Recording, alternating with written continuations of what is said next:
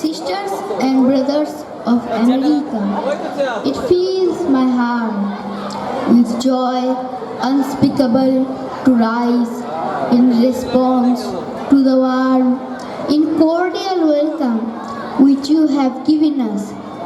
I thank you in the name of the most ancient order of monks in the world. I thank you in the name of the mothers of religions. And I thank you in the name of the millions and millions Hindu people of all classes and sects. My thanks also to some of the speakers on this platform who, referring to the delegates from Orient, have told you that this man from far off nations may well claim the honor of bearing to different lands the idea of toleration. I am proud to belong to a religion which has taught the world both to a relation. I am proud to belong to a sheltered and persecuted of which has thought of all nations and all religions of the earth. Thank you. Goswami, তোমাকে পেতেই হবে শতকরা অন্তত 90 বা 90-এরও বেশি। তোমাকে হতেই হবে একদম প্রথম। তার বদলে মাত্র 85? 5টা নাম্বার কেন কম? কেন কম? এই জন্যে আমি রোজ মুখে রক্ত তুলে খেটে আসি। এই জন্যে তোমার মা কাক ভরে ওঠে সব কাজকর্ম সেরে ছোটবেলা থেকে যদি তোমাকে স্কুলে পৌঁছে দিতে। এই জন্যে কাঠ ফাটা রোদ্দুরে কি প্যাচ প্যাচে বর্ষায় সারাদিন বসে থাকতো বাড়ির রোয়াকে কিংবা পার্কের বেঞ্চিতে। তারপর ছুটি হতে ভিড় বাঁচাতে মিনি বাস ছেড়ে অটোওয়ালাদের ওই খারাপ মেজাজ সহ্য করে বাড়ি এসে না হাঁপিয়ে আবার তোমার পড়া নিয়ে বসে পড়তো যতক্ষণ না আমি বাড়ি ফিরে তোমার হোম টাস্ক দেখছি। তারপর আঁচলে মুখ মুছে ঢুকতো গিয়ে ওই ভ্যাবসা রান্নাঘরে। এই জন্যে হাড় ভাঙা ওভার টাইম করে তোমার জন্য আন্টি রাখতাম। মোটা মাইনে, ভদ্রতার চা জলখাবার, সপ্তাহে 3 দিন, তাতে কত খরচা হয় রে রাস্তায়? বুদ্ধি আছে তা হিসেব করবার? শুধু ছোটকালে নয়, এখনো যে টিউটোরিয়ালে পাঠিয়েছি জানিস না কিরকম খরচাপাতি তার? ওখানে একবার ঢুকলে সবাই প্রথম হয়, প্রথম। কারো অধিকার নেই দ্বিতীয় হওয়ার। রোজ যে যাস দেখিস না কত সব বড় বড় বাড়িও পাড়ায়, কত বড় গাড়ি আছে, আর কত বড় গাড়ি করে বাবা মারা ছেলে মেয়েদের নিতে যায়। আর ওই গাড়ির পাশে না পিছনে ওই অন্ধকারটায় রোজ দাঁড়াতে দেখিস না নিজের বাবাকে? হাতে অফিসের ব্যাগ, গোপন টিফিন বাক্স, ঘেমো জামা, ভাঙা মুখ দেখতে পাস না? মন কোথায় থাকে? ওই মেয়েগুলোর দিকে যারা তোর সঙ্গে পড়তে আসে। ওরা তোকে পাত্তা দেবে? ভুলেও ভাবিস না ওরা কত বড় লোক। তোকে পাত্তা পেতে হলে থাকতে হবে বিদেশে, ফরেনে। এনআরআই হতে হবে, এনআরআই। তবেই ম্যাজিক দেখবি। কবি সাহিত্যিক থেকে মন্ত্রী অবধি এক ডাকে চেনে। আমাদেরও নিয়ে যাবি, তোর মাকে আমাকে মাঝে মাঝে রাখবি নিজের কাছে এনে। তার জন্যে প্রথম হওয়ার দরকার প্রথমে, তাহলেই ছবি ছাপবে খবরের কাগজে। আরও দরজা খুলে যাবে, আরও 5, আরও 5, আরও 5, 5 করেই বাড়বে। অন্যদিকে মন দিস না, বাঁচবি তো বাঁচার মতো বাঁচ। না বাপি না, আমি মন দিই না কোনো দিকে। না বাপি না, আমি মেয়েদের সঙ্গে মেয়েদের দিকে তাকাই না দিকে। ওরা তো পাশেই বসে, কেমন সুগন্ধ আসে, কথা বলে। না না বাপি, পড়ার কথাই দেখি না, উত্তর দিই, নোট নিই। যেতে আসতে পথে ঘাটে কত ছেলে মেয়ে গল্প করে, কত সব দুষ্টু ছেলে পার্কে প্রজাপতি ধরে, চাকা বা ডাঙ্গুলি খেলে কত ছোট লোক। না বাপি না, আমি খেলতে যাইনি কখনো, খেলতে যাইনি না, আমার কোনো বন্ধু নেই। না বাপি না, একজন আছে, অপু, এক ক্লাসেই পড়ে। ও বলেছে যে ওর বাবাও বলেছে প্রথম হতে, বলেছে কাগজের ছবি ওর বাবা ওকে। হ্যাঁ বাপি হ্যাঁ, অপু বলেছে ওর পড়াশোনা হয়নি একদম, বলেছে ও ব্যাগ পাবে, আর ব্যাগ পেলেও বলেছে বাড়িতে কোথায় বাথরুম সাফ করার অ্যাসিড রয়েছে ও জানে।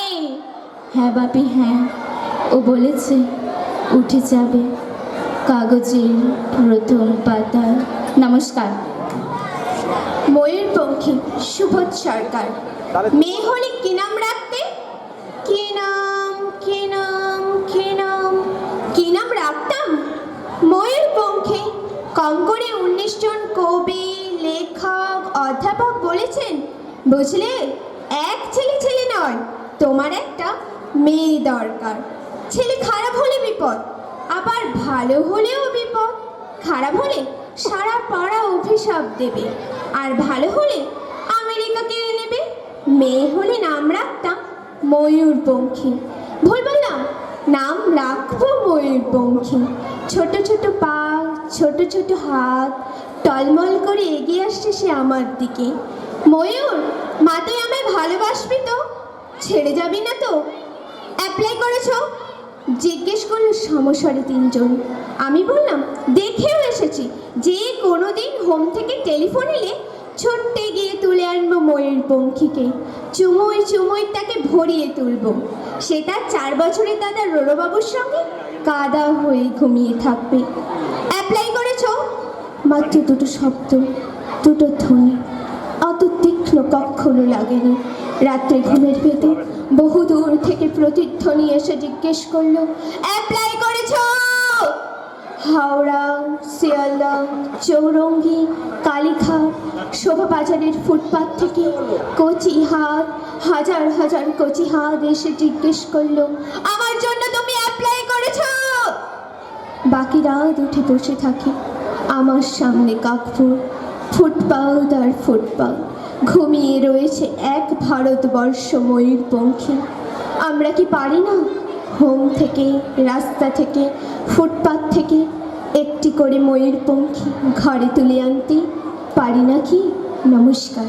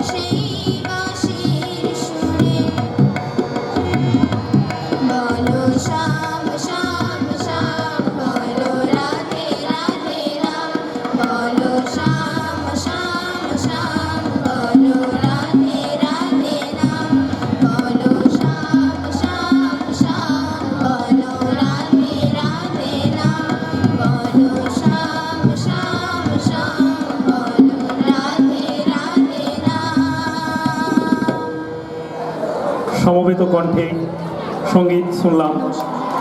তলে ডুবলো সনাতন, আজ সারহানা কাল সারহানা পাইছে তোর হাসন। কালহ জলে কুচলা তলে ডুবলো সনাতন, আজ সারহানা কাল সারহানা পাইছে তোর হাসন। নদীর ধারে চাষে বধূ মিছাই করো আশ, ঝিরি ঝিরি বাঁকা নদী বইছে বারো মাস রে, বইছে 12 মাস, আরে বইছে 12 মাস রে, বইছে 12 মাস।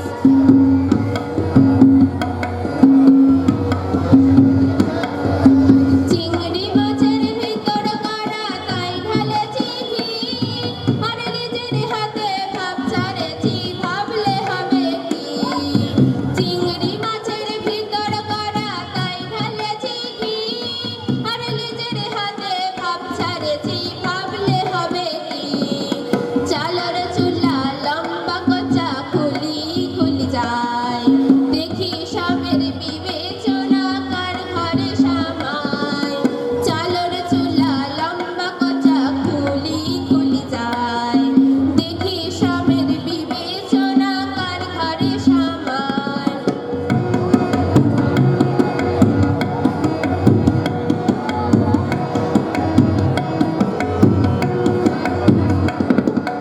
মেদিনীপুরের আয়না চিরন বাঁকুড়ার ওই ফিতা, আর যতন করে বাঁধলি মাথা তাও যে বাঁকা সীতা। মেদিনীপুরের আয়না চিরন বাঁকুড়ার ওই ফিতা, আর যতন করে বাঁধলি মাথা তাও যে বাঁকা সীতা। তেজবাড়িয়া রাজকুমারী গলায় চন্দ্রহার, দিনে দিনে বাড়ছে তোমার চুলেরই বাহার।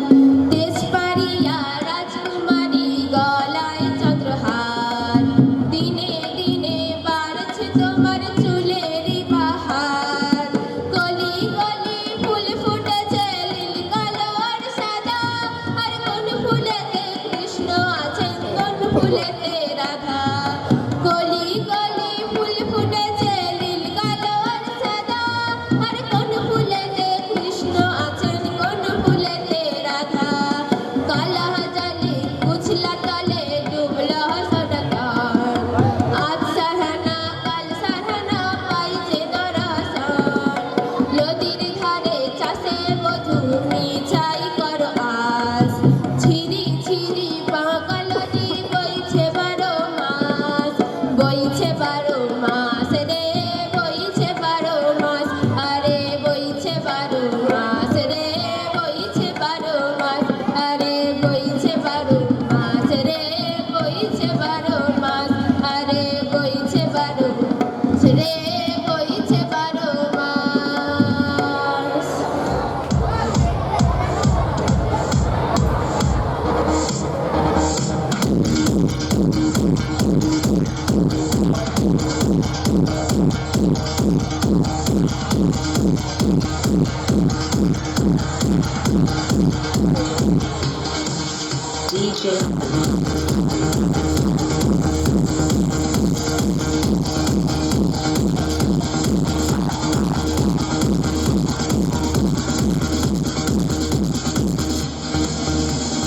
सुनो गौर से दुनिया वालों, बुरी नजर ना हम पे डालो।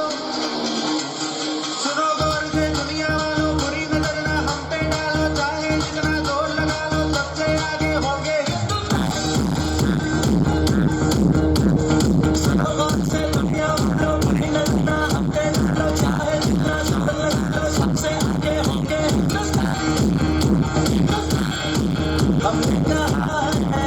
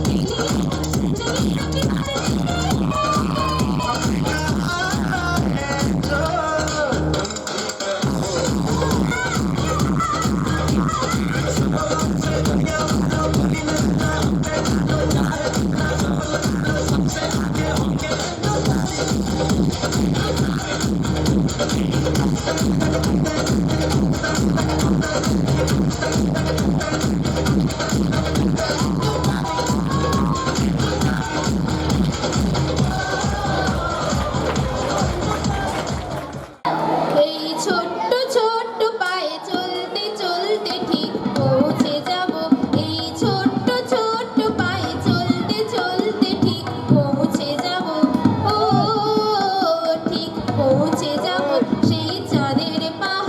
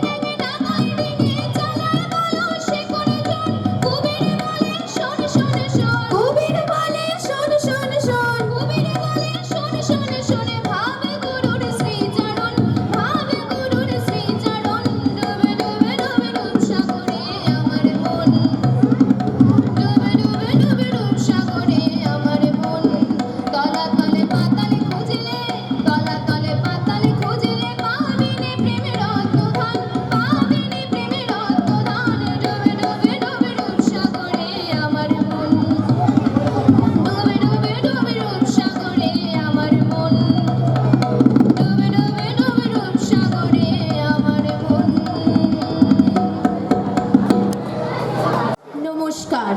সাধারণ মেয়ে, রবীন্দ্রনাথ ঠাকুর।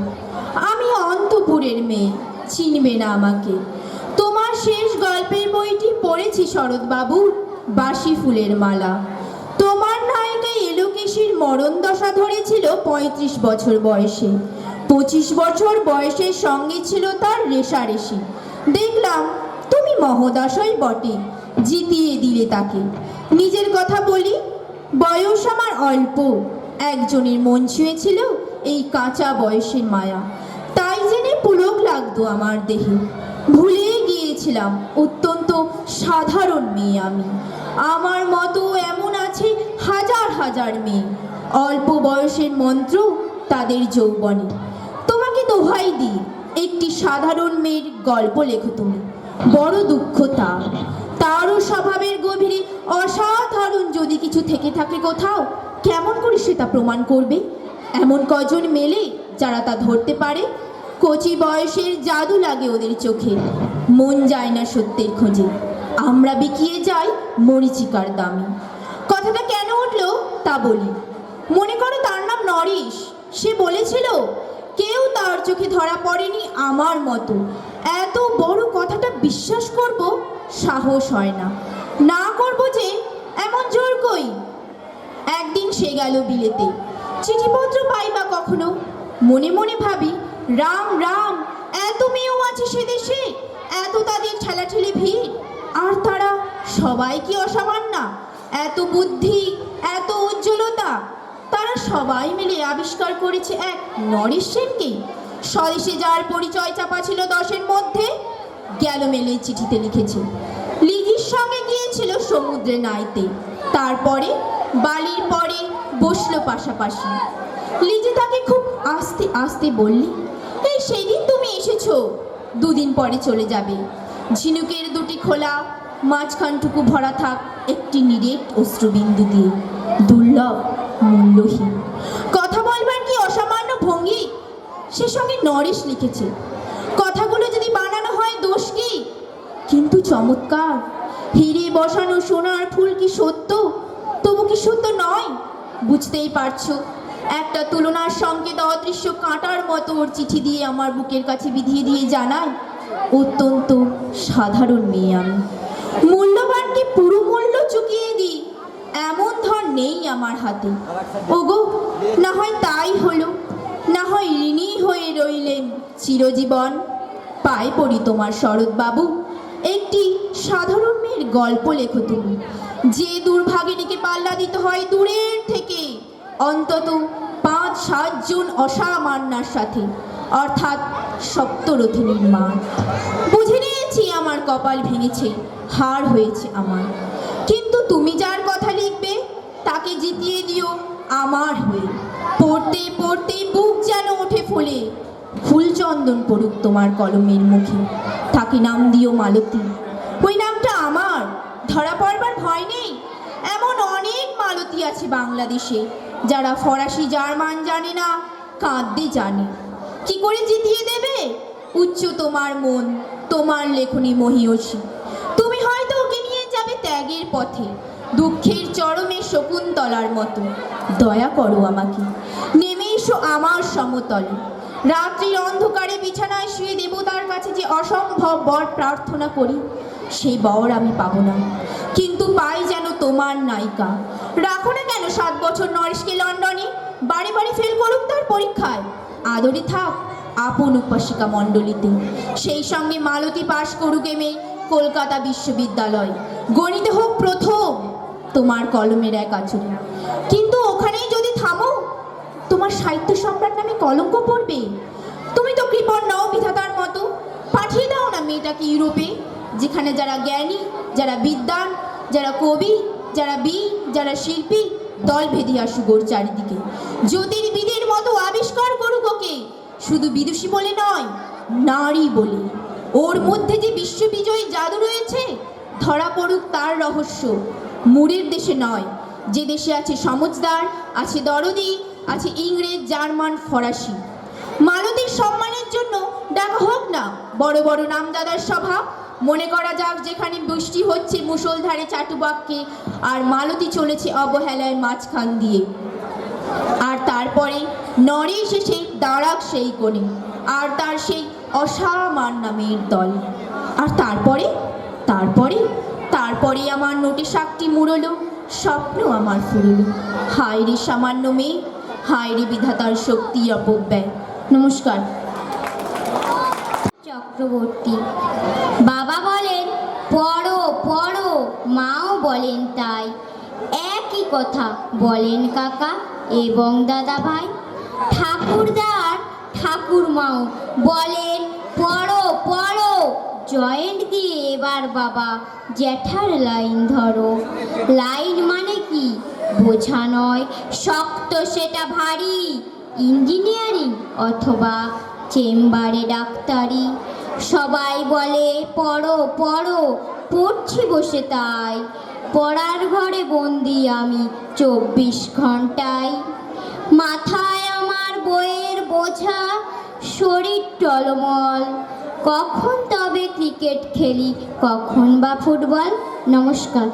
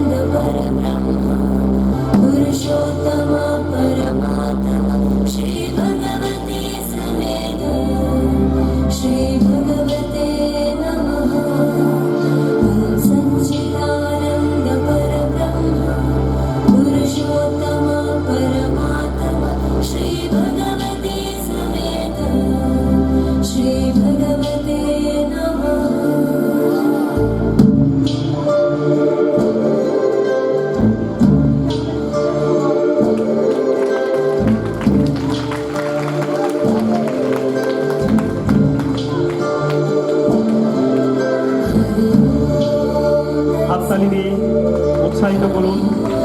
অসাধারণ এক যোগা আমরা প্রদর্শন করছি।